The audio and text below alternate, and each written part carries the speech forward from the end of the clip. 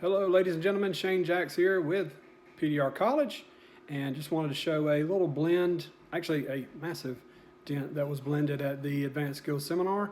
Bigger than we would normally blend, took too long to do, not realistic, but when you see this thing you will see how this skill will help you in other areas of PDR or on panels that have been repainted and you don't want to pull the paint.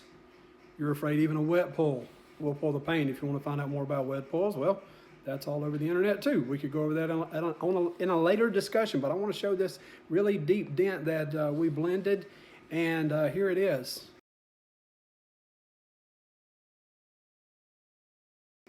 You see it on the top of the screen there. We were actually blending another dent at this time. Right behind that, that's why I was pointing, and then here we have it in the light. This thing was way over $half size and pretty doggone deep, as you could see from that first shot without a light, and then you see it in the light also. It's a pretty doggone deep shot. And what we're going to do is we're going to start. I put a little pit in the back side. I start on one side and I take the very edge of the dent down to a level almost as deep as the dent, and then I'm going to connect that back into the dent.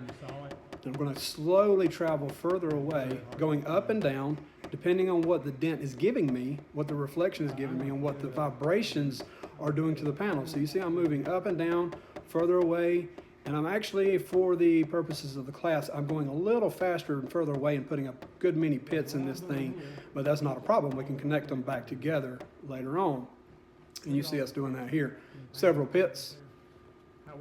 So we are connecting everything here together. All of these little pits, we are just connecting them together with this M96 plastic covered tip from Dentcraft on the end of the Shane Jacks blending hammer, jack hammer, and we are just, as you can see there, bringing those little pits together with that broad tip.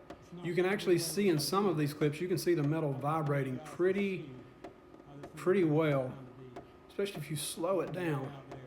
You can see the vibrations, you see them there on the outer edges, the metal vibrating. Again, we are just bringing this all together, blending all of these little pits together. Now you see we had a little bit of a pit left, and I'm going to switch to, you see that little low there, but I'm even on the outside still.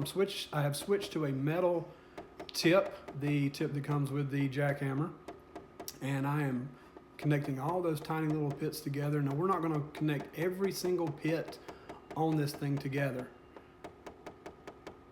It would take forever, especially on a dent this deep. Could we? Yes, of course. And this thing actually ends up really doggone flat. There's a little bit of seediness, but honestly, everyone at the seminar came up and agreed that it was retail quality. In this light, you can see a bit of seediness. Looks like heavy orange peel, and even in person, yes, it looks like heavy orange peel, but not crazy heavy orange peel. And there's a very slight low right there, but it is so low. I mean, so tiny. Once you take the light away, it's not there. So, ladies and gentlemen, that is how you blend a dent. Yeah, I know, I didn't show you everything, but I'm not going to give the information away for free.